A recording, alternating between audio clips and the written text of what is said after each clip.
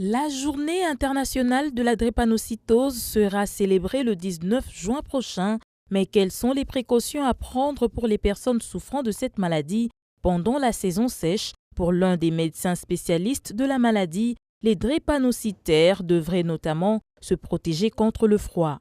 Comme conseil, je vais les prodiguer, c'est d'éviter de se laver de l'eau froide, éviter de l'eau froide et même boire de l'eau froide. Il faut éviter, il faut bien se protéger. Il faut porter des pullovers, je pense, pour lutter contre le froid.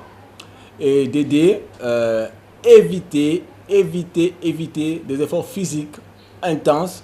Là, ils doivent éviter cela. Et aussi la poussière. C'est vrai, c'est difficile, mais ils doivent aussi vraiment éviter la poussière pour ne pas faire des infections pulmonaires à la langue.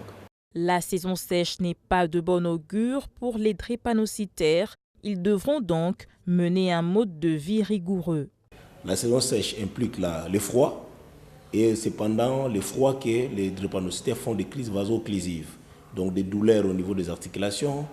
De temps en temps, nous leur demandons de s'habiller avec des habits appropriés pour ne pas attraper froid, de prendre certains anti-inflammatoires comme du paracétamol quand il y a des petites douleurs et surtout de prendre leur produit, l'acide folique, qu'ils prennent régulièrement pour éviter de faire l'anémie.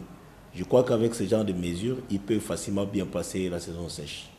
La drépanocytose est l'une des maladies génétiques les plus répandues dans le monde. Elle se caractérise par une déformation de l'hémoglobine, la protéine chargée de transporter l'oxygène dans le sang. On estime que la drépanocytose touche entre 300 000 et 500 000 bébés chaque année et que 50% d'entre eux mourront avant l'âge de 5 ans.